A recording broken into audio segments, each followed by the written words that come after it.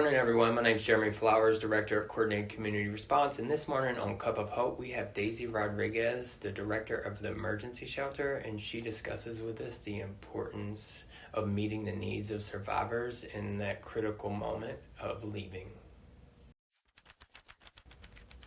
Good morning, everyone. Welcome back to A Cup of Hope. This morning, I have with me Daisy Rodriguez, Director of Emergency Shelter. Good morning. Good morning. Thank you for being here with us this morning. Thank you. Thank you for inviting me. You've had quite the journey here at ETCC. Do you mind sharing with us what brought you here, or, how you became involved, or what that looks like for you? Yeah, so I was involved with a single mom organization called Shine. It's now become Our Harbor of Hope. And I was working at the coffee shop at the time. I was in college.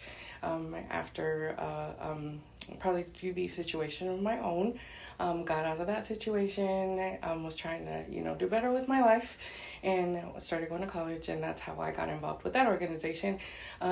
From there, the executive director here was a very frequent shopper at the coffee shop, and she met me, heard my story, and then once I graduated, she asked me about coming here and brought me for a tour, and that pulled my heartstrings for sure, and then that's when I came over. Awesome. Thank you for sharing that with us. Also, like the coffee there, I missed the coffee. Yes. The coffee was so good. So when you first came over, what was your position here? So I started as an advocate. I started as a non-residential advocate.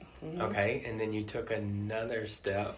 I did. From there, I took the step as the housing coordinator, pulling that off the ground whenever we first got that program. Okay, awesome. And so from housing coordinator to director of emergency shelter, can you kind of share a little bit about the difference in providing services to survivors who are in need of an emergency shelter versus those who are in need of like transitional housing?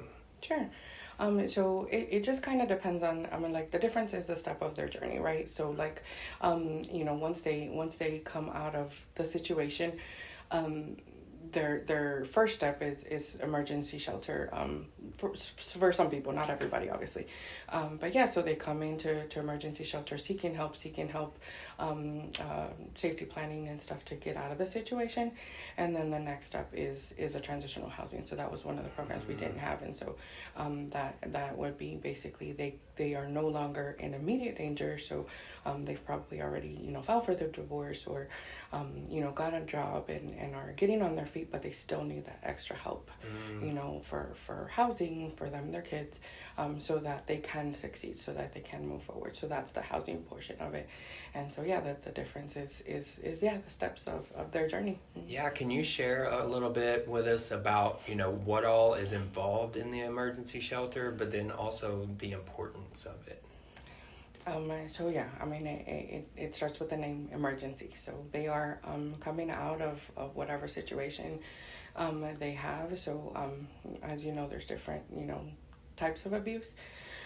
So everybody's situation is different. Everybody's needs are different. So at that point, what we do is a needs assessment, kind of see, where they're at, what they need, what their personal resources are versus what they need and the resources that we have available as an organization, but then also the resources we have with our partners and so in the community. So a lot of partners have come, through for us and told us they want to help. So with all of those resources in mind, we kind of put together a plan for them. And then, it's a temporary stay at the shelter so that they can, meet those goals, whatever goals those are, and then find their next steps from there. So one of the things you mentioned when we first started talking was you worked at an organization for single moms, and that's a lot of our clients, right? So can you speak a little bit about, what the emergency shelter provides for children? Yeah, so we have a children's program. We have a whole children's program.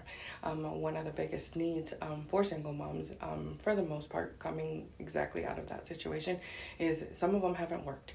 And so when they find a job, they don't have a babysitter. They don't have anybody to watch their kids for them. And so that's a huge burden for them to move forward, is they have to find a job because they have to provide for themselves. And for the most part, we're being honest, they're not going to get funds from child support. So they're the ones that are going to have to take the burden of feeding their families and providing. That burden is helped by our children's program. So we offer a program that they can leave their kids with us while they go off and work, and they're safe. They're in, a secured location. Nobody knows where they are, and we have amazing teachers. We have an amazing coordinator, children's coordinator, that loves the kids and tries to do for different programs. And right now during summer, she's doing great. So yeah, that's what we provide for them. It's open from usually 8 to 7, but we do have moms that have to go in sooner, and depending on their work hours, will accommodate, to have somebody available to watch their kids so they can go to work. It's such an important need, and I think what you're speaking to is some of the most pressing barriers that people face when they leave, right? Well, what am I going to do with my children? Right. How am I going to provide for myself, right? And so shelter meets that immediate need. And so in those situations, because the emergency shelter also houses our 24-hour hotline. And so you're dealing with people just in crisis, right? They've made that brave step to actually exit their situation. They're coming to speak with you and the residential advocates, whoever's answering the hotline. What are some of the things that you notice that the emergency shelter provides for them in that moment? I've had a lot of people tell me rest. I've had a lot of people tell me I feel safe. I'm actually able to sleep. I'm actually able to not walk on eggshells. And once they get that rest that they need, they're able to think. Because coming out of a situation, they don't know where they're going. They don't have a plan. They're just trying to get out. They're finally done with it. And they want to get out. And so from there, they need that rest. They need to be able to know that I can sleep without whatever else bothering me.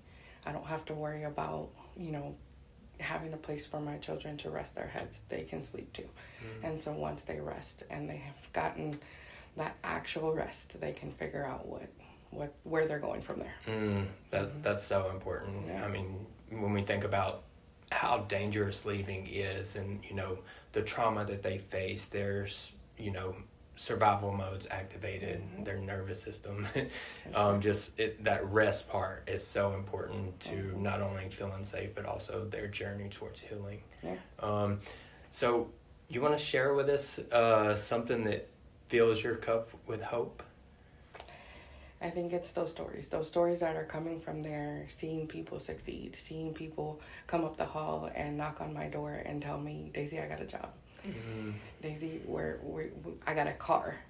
I was able to do this. Or if they're going to, their legal matters, and some of those get resolved, and somebody actually believed me, and they actually heard me this time. I was actually able to speak this time. And those stories, knowing that they have that hope, and that we were able to provide even an ounce of hope for them to empower them to move forward, that's it right there for me. That's amazing. Thank you so much for the necessary and important work that you do.